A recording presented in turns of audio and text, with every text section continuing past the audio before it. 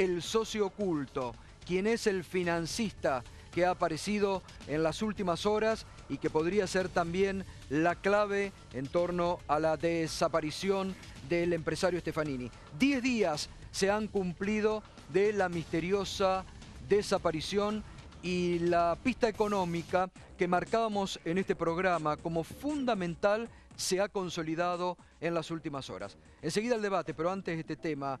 Mauro, ¿qué es lo que se sabe del fin de semana y de lo que has estado investigando? Gustavo, buenas noches. Lo que se está investigando por estas horas tiene que ver directamente con las vinculaciones que Damián Carlos Stefanini tenía con ciertos sectores con los que mantenía negociaciones absolutamente paralelas y al margen de su negocio legal, de su negocio en blanco, de su negocio, podríamos decir, lícito, que era la mueblería en la que fabricaba y comercializaba muebles con destino publicitario. Detrás de esa trama de negocios paralelos de Stefanini, los investigadores están buscando a quienes pueden tener alguna vinculación con su desaparición. Como escuchábamos recién en el programa de Hellblum, hay muy poca información veraz, verosímil incluso, sobre qué puede haberle pasado. Por eso la trama está puesta en tratar de dilucidar cuáles son estos negocios, cuál es este contorno de negocios irregulares que podrían estar detrás de la desaparición de Stefanini. Y allí es donde podemos empezar a describir con claridad algunas de las puntas, Gustavo, que recordarás. Nosotros tempranamente, el miércoles pasado, ya empezábamos a esgrimir quiénes son los personajes ligados a Stefanini, independientemente de su círculo familiar, que es el círculo conocido, claro, la familia Oño, los negocios que tiene declarado su suegro, Horacio Oño, en la provincia de Corrientes. Sabemos que es un reconocido gestor inmobiliario, dueño de una inmobiliaria de las más importantes de la provincia de Corrientes. Pero claro, ¿qué es lo que no se conoce de Damián Carlos Stefanini en materia de sus negocios? Bueno, hemos preparado además la información. Ahí, Mauro, me parece muy importante lo que estuvimos marcando en este programa. Cuando en un primer momento todo, digamos, era desesperación por parte de la familia y no se sabía, nosotros indicamos desde el primer momento que la pista económica era lo fundamental. Fundamental. Que los negocios que podían estar incluso su negocio de prestamista o el manejo en inversiones de mucho dinero era otra clave. La semana pasada decíamos lo del contador, otra de las figuras claves. Bueno, y Pierri avanzaba también en aquellas pistas falsas que se habían plantado. El auto para desviar información, las últimas llamadas. Todo esto se fue confirmando, ¿no? A ver, el eje de la cuestión está puesto sobre si hubo o no un mensaje, por ejemplo, dejando el vehículo de Stefanini a pocos metros de donde se encontraba una de las oficinas de su contador.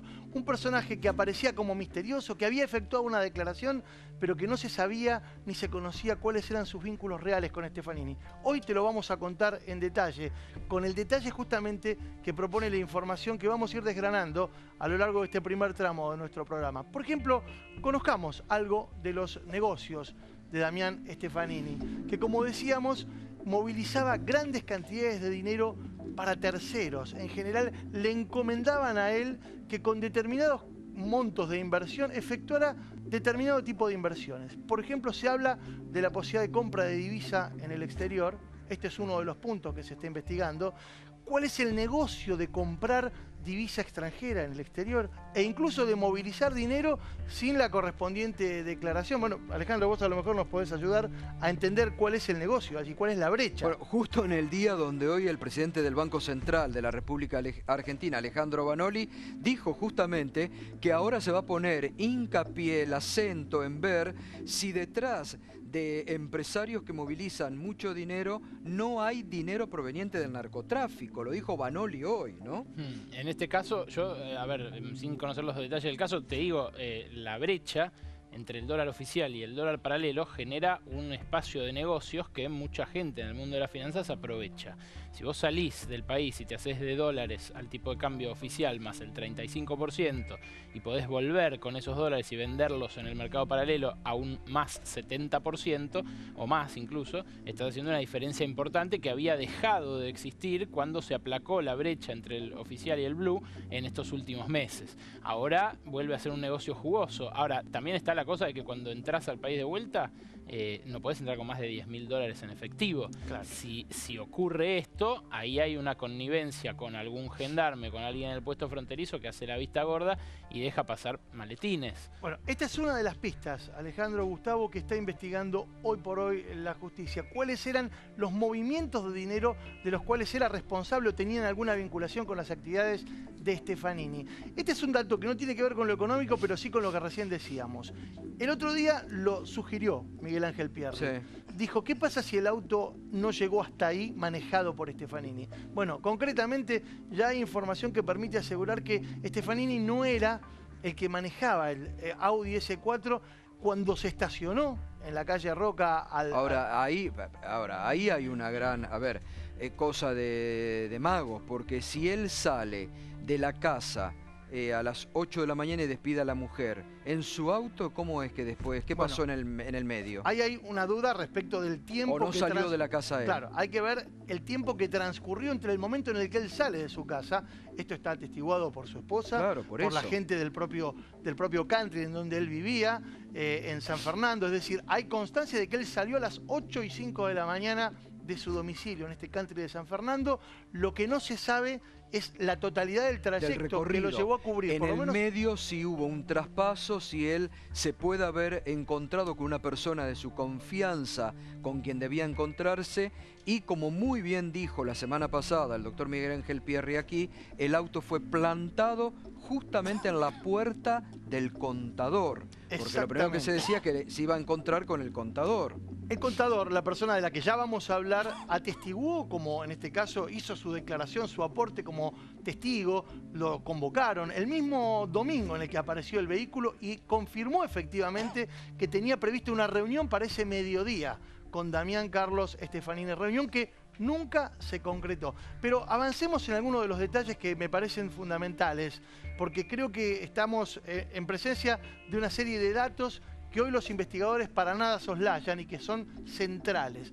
Al auto lo estacionaron a metros de la casa de su contador y tenía todas sus cosas adentro. Y esto los investigadores ya no tienen dudas que fue parte del mensaje que se quiso dejar. Es decir, acá no hubo una casualidad. No era casual que estuviera allí una camisa personal de Stefanini, bueno, pero estaba sus todo. documentos, claro, los documentos, la billetera, el celular, su iPad, es decir, iPad. No había elementos de violencia incluso en ningún momento, porque no hubo rostro de sangre, no hubo vestigios de que él podría haber sido arrancado del auto.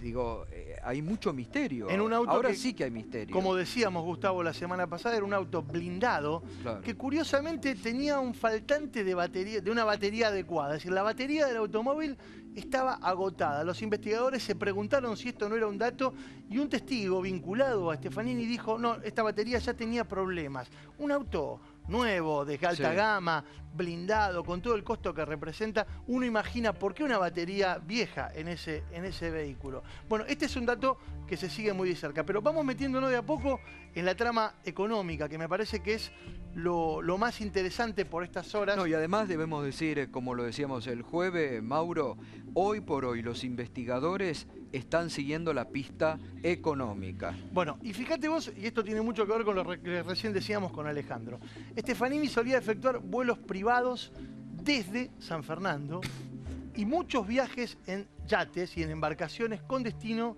a Uruguay.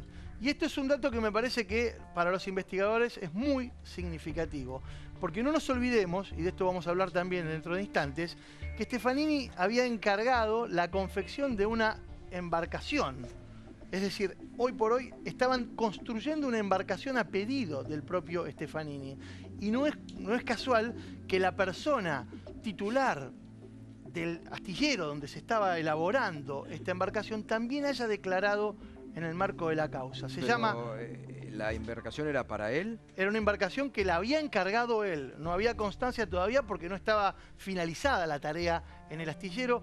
El astillero es un astillero que se llama Clase A, con K, Clase A.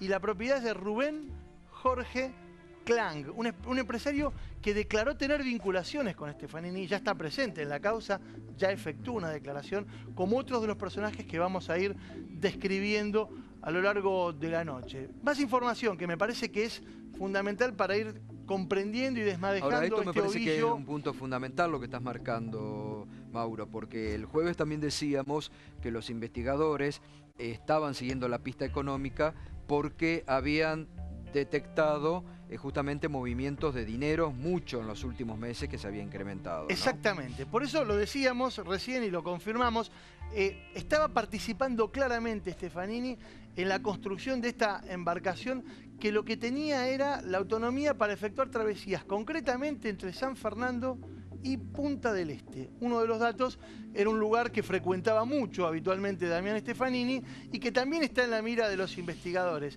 ¿Cuáles eran las razones, más allá de las turísticas y el esparcimiento, que tenía estos viajes que Stefanini efectuaba con mucha frecuencia a las costas uruguayas? Bueno, ahí nuevamente, ¿no? Si hablamos de un contexto de escasez de productos importados en general, quien tiene un tránsito, una especie de puente aéreo, puente fluvial permanente a otro país, tiene también la ventana del negocio de ingresar productos para su venta en Argentina, ¿no? Insisto, no digo que sea el caso, pero es evidentemente un nicho que de vuelta remite a negocios que pueden ser muy rentables y si le está manejando plata a gente de mucho dinero, es posible que le ofreciera esa rentabilidad. No estamos especulando sobre información que sea ajena a los investigadores. Los investigadores hoy están investigando, están sobre esta pista, están sobre esta trama. Pero continuemos con la información que manejamos.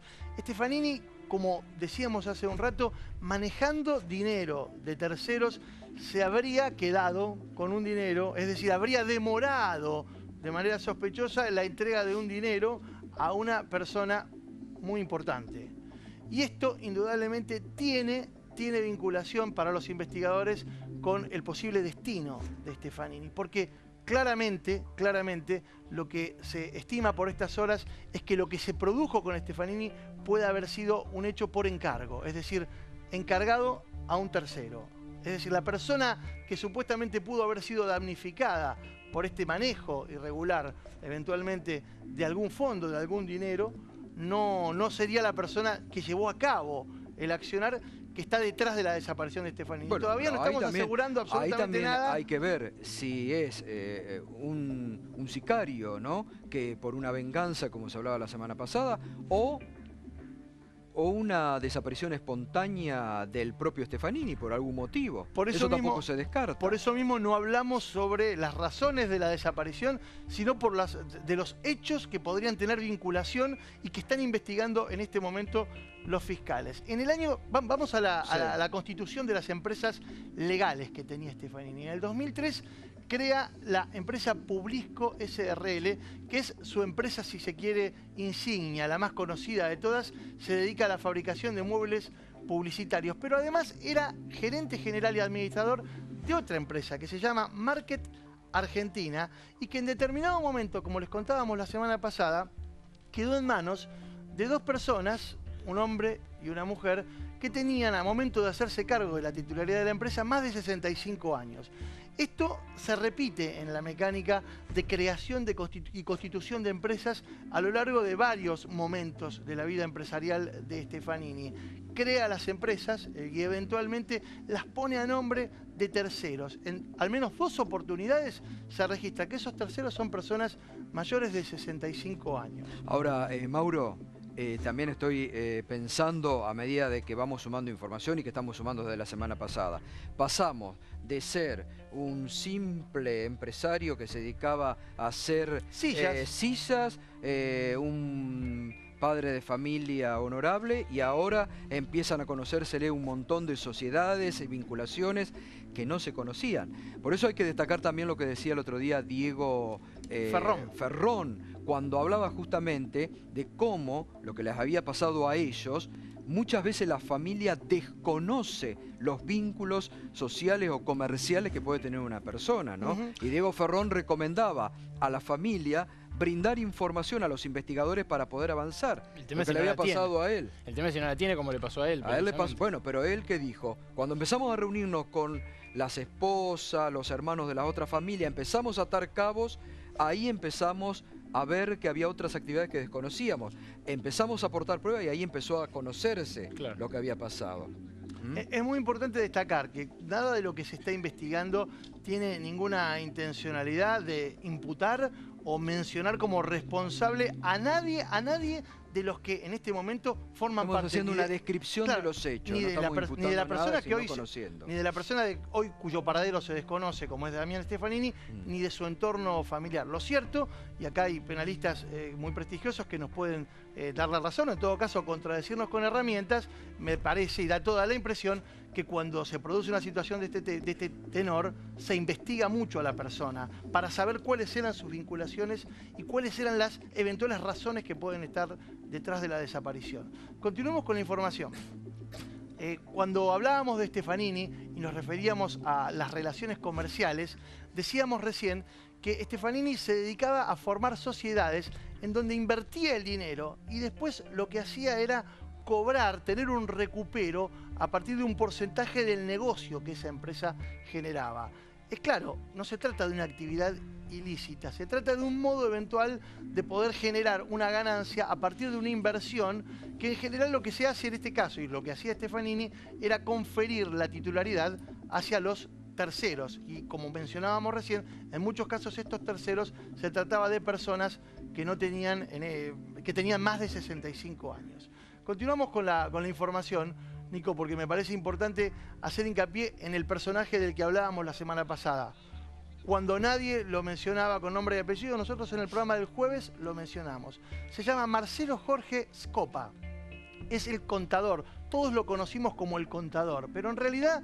Que teóricamente era la persona con la que se iba a encontrar el viernes que desapareció Stefanini, ¿no? Esto, más allá de lo teórico, es lo que declaró Scopa al momento de serle tomada la testimonial. Allí, a metros de una de sus oficinas, hay que decirlo, apareció el Audi S4 de Stefanini el domingo 19 de octubre, es decir, aproximadamente 48 horas después de su desaparición. Pero, ¿qué se sabe de Marcelo Jorge Scopa? Al que hasta ahora solo conocíamos como el contador de Stefanini con quien se iba a encontrar. Bueno, Scopa tiene o forma parte también del entramado de empresas que eran responsabilidad su armado del propio Stefanini.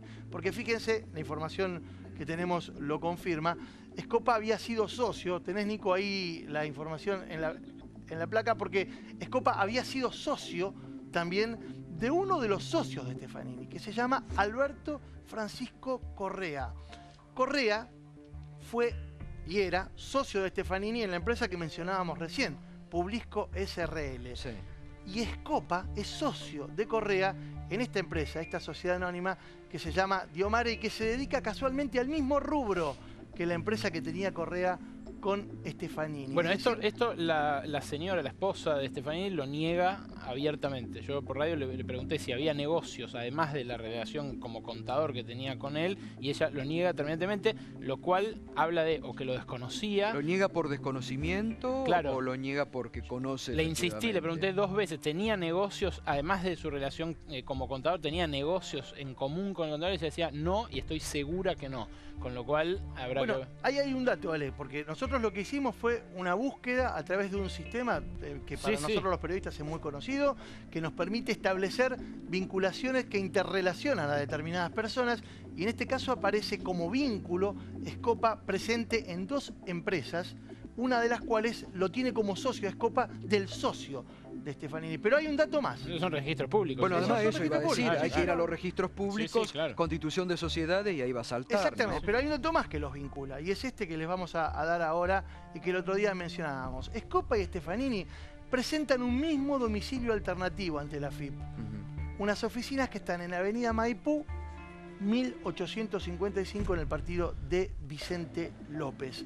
Pueden ser casualidades. Vos sabés que cuando tenés que dar, esto Alejandro vos lo sabés mucho mejor que yo, cuando vos tenés que registrar una empresa tenés que poner un domicilio digamos, primario y uno alternativo o dos alternativos. En este caso, uno de los domicilios alternativos era coincidente entre la empresa que tenía Scopa y la empresa que tenía Stefanini.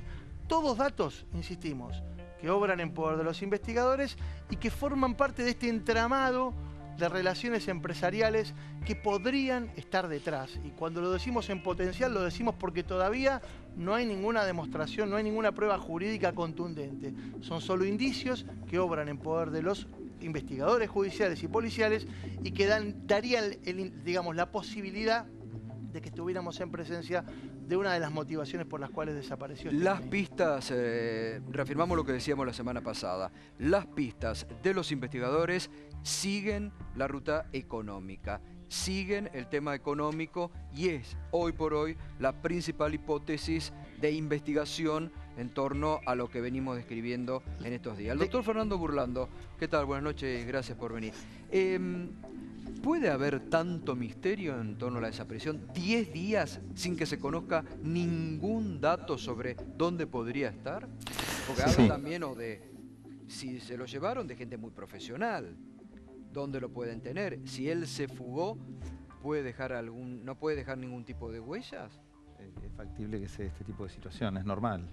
Cuando suceden este tipo de episodios, en realidad son episodios que desconocemos en definitiva cuál va a ser o ha sido el final, ¿no?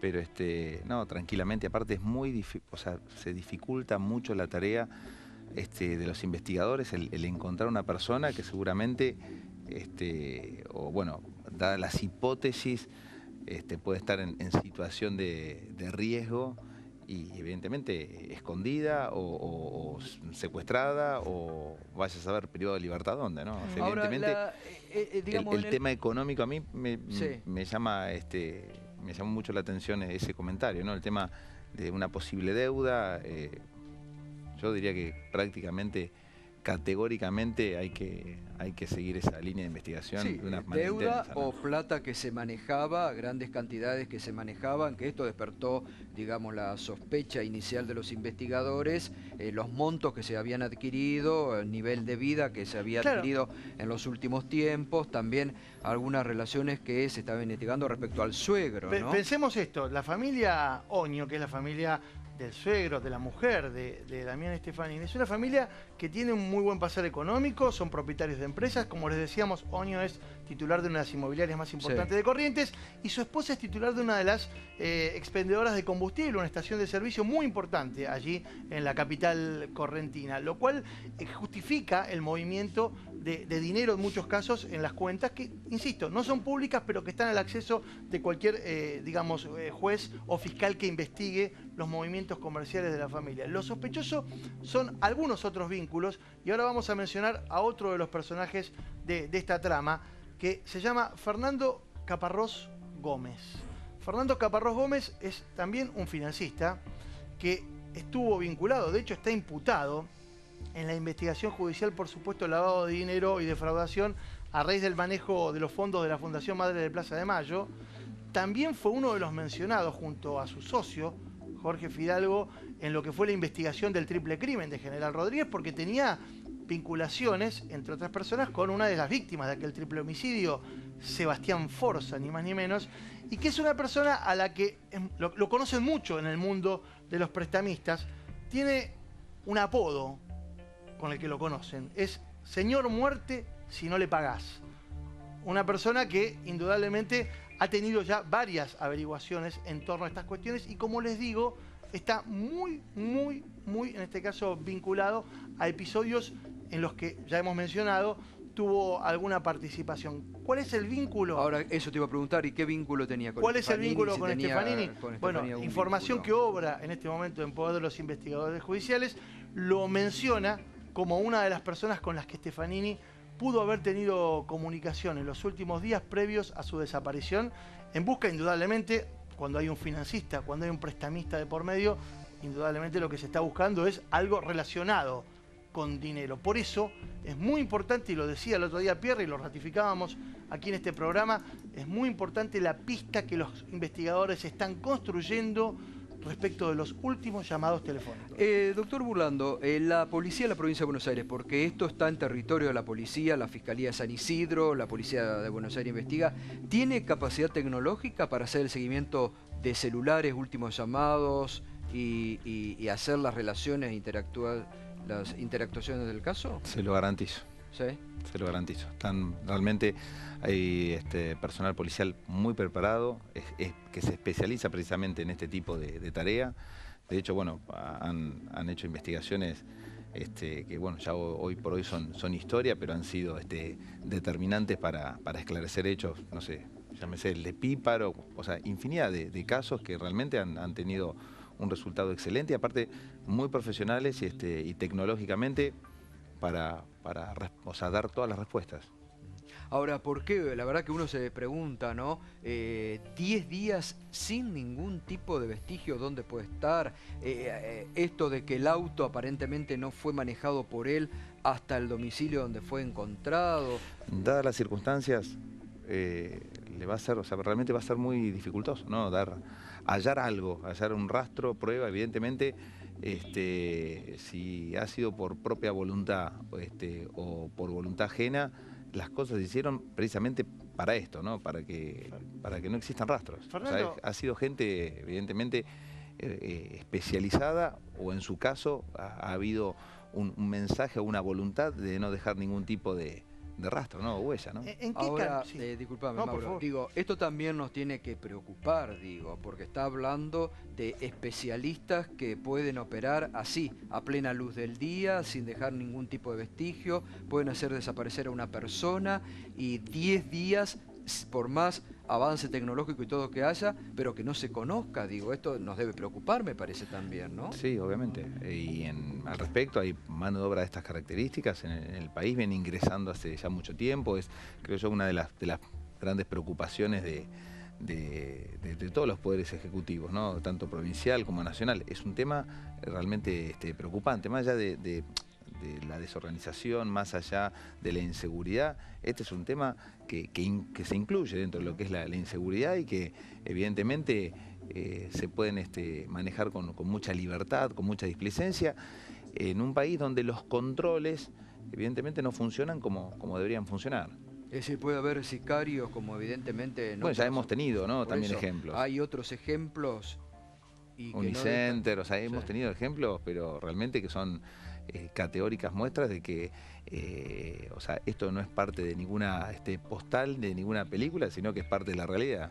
Bueno, hubo un caso muy conocido, ahí te dejo ver, pero un caso muy conocido, recordemos, de una desaparición de un joven hace ya algunos años, creo que más de una década, también en la provincia de Corrientes, digo también por la vinculación familiar, que fue Cristian Schaerer, cuyo crimen no es que quedó impune porque hubo finalmente detenidos y condenados, pero detrás de la figura de aquella desaparición se instaló la idea de que había una banda que operaba con Argentina, con Paraguay, con Uruguay. Es una banda que triangulaba, detrás de la cual había personajes muy poderosos también, que nunca aparecieron, ¿no? Por cierto. Es así, ni más ni menos. Ahora, mucho y la semana pasada lo decíamos aquí en el programa y estuvo Diego Ferrón, mucho se lo ha comparado a la desaparición de Stefanini con el triple crimen, ¿no? Por las características que ha tenido. Digo, allí el desconocimiento de la familia sobre actividades, ¿eso también ayuda a sumar misterio y desconcierto? Obviamente ayuda a sumar misterios, pero me parece que es parte de una realidad que no podemos o sea, dejar de admitir. O sea, en cada una de las personas que está acá, pero estoy casi convencido que hay actividades que en el seno familiar directamente no se conocen. O sea, de hecho, yo tengo una actividad profesional que no traslado, no transporto a mi